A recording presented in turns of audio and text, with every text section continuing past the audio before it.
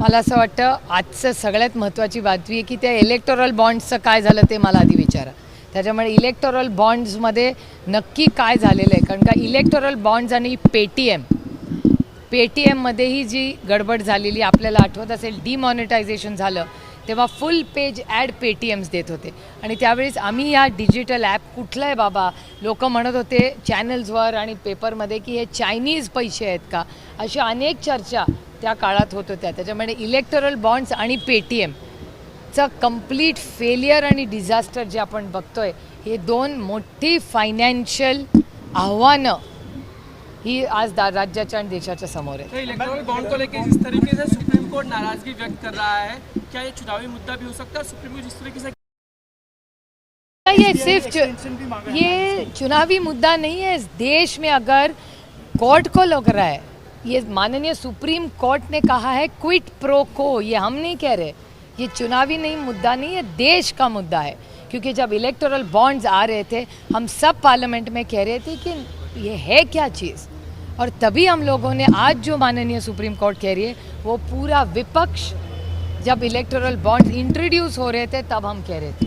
Paytm का आज आप देख रहे हैं इट हैज़ कम्प्लीटली कोलैप्स्ड.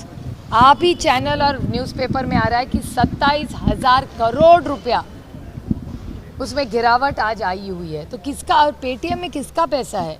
वो गरीब का पैसा है. आपके सब्जी वाला, दूध वाला, पेपर वाला, सबके उसमें पैसे हैं. और अगर आप जब कह रहे हैं, अभी आप Q&A अगर उसका देखें कि फैक्ट्स एंड फिगर्स मांगे, तो उसका एक जवाब ऐसा आया है कि आज के बाद पेटीएम में अपनी सैलरी मत डालिए. ये मैं नहीं कह रही हूँ, ये RBI की जो गाइडलाइंस आ रही है उसमें आ रहा है. तो these are not financial frauds. Ma'am, CA को लेके जिस तरह से नोटिफिकेशन निकाला, what you have to say specifically about the timing, और दूसरी बात everything that's going to happen in the next 1 week is going to be connected obviously to Lok Sabha election. तो इतने सालों में क्यों नहीं हो, और ये शायद इलेक्टोरल बॉन्ड्स और पेटीएम का जो हो रहा है उसको शायद कवर करने के लिए होगा, बट नहीं होगा. इस देश जानना चाहता है कि इलेक्टोरल बॉन्ड्स और पेटीएम में क्या हुआ है, क्या सच है इसके पीछे, कौन है इसके पीछे. अपोजिशन कंफ्यूज करने की कोशिश की जा रही है अपोजिशन की तरफ से, जहाँ तक सीए का मैटर है उसको लेके लगातार बीजेपी की तरफ से ये बात की जा रही है. अभी वो तो कुछ तो कहेंगे ना, विरोधक है, कुछ भी कहेंगे, और खुद की गलती मानने के लिए थोड़ी फेमस है बीजेपी हमेशा गोल पोस्ट बदलती रहती है. तो एक गोल पोस्ट बदल रही है, कौन सी नई बात है. बारामती लोकसभा मतदारसंघामध्ये विजय शिवतारे यांची आता खरी एंट्री झाली आहे. खरं तर पवारांनी आम्हाला फसवलं, जनतेला फसवलं, सातारा केला, आणि त्या पवारांच्या विरोधात, म्हणजे दोन्ही पवारांच्या विरोधात बोलताना त्यांचं भाषा जी आहे ती घसरलेली पाहायला मिळते. उद्या विजय शिवतारे आपल्या पदाधिकाऱ्यांसोबत बैठका घेतात आणि म्हणतात की आम्ही अपक्ष या निवडणुकीत लढेन, असं त्यांचा पवित्रा आहे. ही लोकशाही आहे, तुम्हीही लढू शकता बारामतीतून. ही लोकशाही आहे, प्रत्येकाला लढायचा अधिकार आहे ना. शिवतारेंची भाषा घसरलेली आहे. मी काय ऐकलेली नाही, त्याच्यामुळे मला माहिती नाही. माझ्या कानावर काय आलेलं नाही, म्हणजे मी तरी ऐकलेलं नाही. प्रकाश शेयरिंग को लेकर जिस तरह से प्रकाश अंबेडकर स्टेटमेंट दे रहे हैं, कह रहे हैं कि उद्धव बाला साहब ठाकरे शिवसेना में कोऑर्डिनेशन नहीं है, जो बयानबाजी कर रहे हैं, कहीं ना कहीं एक कंफ्यूजन हो रहा है वोटर्स के माइंड में. और सीट शेयरिंग का ओपनली जब खत लिखते हैं और ट्वीट करते हैं तो महाविकास आघाड़ी में जो अनबन है साफ साफ बाहर आती है. आप कहते हैं सब कुछ ठीक चल रहा है? बिल्कुल यही कांग्रेस और एनसीपी और शिवसेना में कोऑर्डिनेशन बहुत ही अच्छा है. आप देख रहे हैं जब से हमने काम साथ में शुरू किया है, कोऑर्डिनेशन तो बहुत ही अच्छा है. क्या मिसकम्युनिकेशन किसी को लग रहा है उसके बारे में मुझे पता नहीं, मैं मेरे निर्वाचन क्षेत्र में बहुत व्यस्त हूँ. ताई, प्रकाश आंबेडकर यांनी मल्लिकार्जुन खरगे यांना पत्र लिहिलं. 15 जागेत काँग्रेस, शिवसेना आणि राष्ट्रवादीमध्ये वाद आहे, ते पहिले सोडा, असं त्यांनी पत्रात म्हटलेलं आहे. कसं बघता त्यांच्या याच्याकडे? मला यातली काहीच माहिती नाही, कारण का कुठल्या मीटिंगमध्ये मी नसते. मीटिंग नंतर ब्रीफिंग तुम्हालाच आमचे नेते देतात, त्याच्यामुळे माझ्यापेक्षा कदाचित तुम्हालाच माहिती जास्त असेल. सरकारने त्या पत्रात असं लिहिलंय की खरं तर राष्ट्रवादी काँग्रेस आणि शिवसेनेला बायपास करून वंचित आणि काँग्रेस यांनी एकत्रित येऊन बोलावं, असं त्या पत्रामध्ये उल्लेख आहे. अहो, ही लोकशाही आहे, प्रत्येकाला सूचना द्यायचा अधिकार आहे. लोकशाही आहे, काय हरकत आहे कोणी एखादी सूचना दिली तर? वाईट काय त्याच्यात? आमच्यासाठी लोकशाही आहे.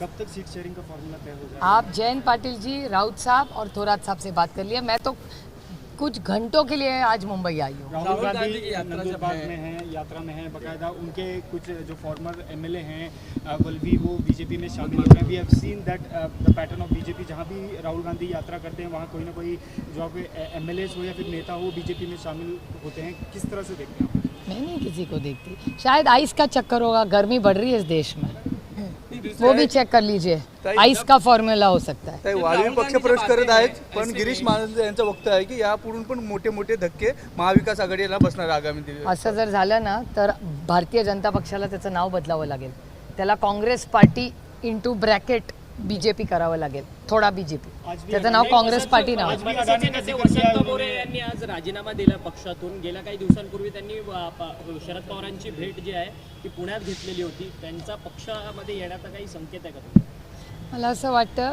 की ते एक अतिशय कर्तृत्ववान नेते आहेत, त्यांचं खूप मोठं काम पुण्यामध्ये आहे आणि ते जर दुखावले गेले असतील तर मला असं वाटतं त्याची नोंद आपण सगळ्यांनी, एक सहकारी दुखावला गेलेला आहे आणि अनेक वर्ष त्यांनी मलाही माझ्या इलेक्शनमध्ये किंवा त्या भागातल्या विकास कामामध्ये मदत केलेली आहे.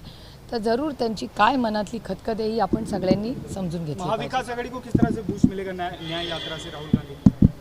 हर अच्छे काम से बूस्ट ही मिलता है. ये न्याय यात्रा ये न्याय के लिए है, ये भ्रष्टाचार के खिलाफ है, ये महंगाई के खिलाफ है, ये बेरोजगारी के खिलाफ है, ये अन्याय के खिलाफ है. क्या सभी साथ रहेंगे, प्रकाश अंबेडकर हो या हमारी कोशिश है, इस वो नहीं पता, वो कोऑर्डिनेशन मैं नहीं देख रही हूँ, आप जो कोऑर्डिनेशन देख रहे हो उनको पूछना पड़ेगा.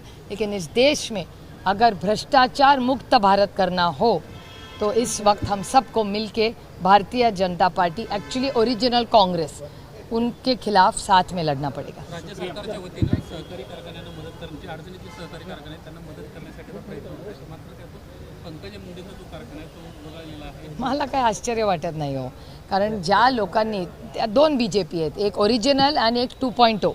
जे ओरिजिनलवाले आहेत ते कुठे आहेत? ज्यांनी संघर्ष केला, ज्यांनी सतरंजा उचलल्या, ज्यांनी लाठ्या खाल्ल्या, ज्यांनी भारतीय जनता पक्षाला मोठं केलं, त्यातला कुठला नेता आता तुम्हाला दिसतोय? हे सगळे इनकमिंगवालेच दिसतात तुम्हाला सगळीकडे नवीन. त्याच्यामुळे जेवढे काँग्रेसमध्ये नाहीत त्याच्यापेक्षा जास्त ज्यांच्यावर भ्रष्टाचाराचे आरोप झाले ते भारतीय जनता पक्षाने केलं, तेच सगळे आज भारतीय जनता पक्षात जास्त संख्येने तुम्हाला दिसतात. त्याच्यामुळे मला काय ह्याच्यावर वेगळं बोलण्याची गरज नाही. बीजेपी जिस तरीके से इनकमिंग मैडम बढ़ा रहा है, आने वाले समय में राहुल गांधी की यात्रा आते आते कई लोगों को तोड़ने की कोशिश होगी. क्या एक नैरेटिव सेट करने की कोशिश है कि आप लोग किसी नैरेटिव नहीं है सर, ये भ्रष्टाचार बढ़ाने का काम है. इस देश में जिस पे भ्रष्टाचार के आरोप भारतीय जनता पार्टी करती है उनका ही इनकमिंग चल रहा है, बाकी किसका चल रहा है? तो गर्मी बढ़ रही है भैया, आइस देखिए, इनकम टैक्स, सीबीआई और ईडी, इनका रोल है, इनकी बहुत मदद हो रही है. मॅडम प्रकाश आंबेडकर वारंवार महाविकास आघाडीमध्ये बोलत आहे, याच्यामुळे तेच प्रश्न तुम्ही विचारता, मला जाऊ दे. महाविकास आघाडी नकारात्मक पुढे. अहो तुम्ही किती इम्पेशंट आहात हो, आणि संपर्कात असणं काय चूक आहे? लोकशाही आहे, लोकशाहीमध्ये काय बोलायचं नाही का लोकांनी एकमेकाशी? असं थोडी आहे. थँक्यू. एबीपी माझा, उघडा डोळे बघा नीट.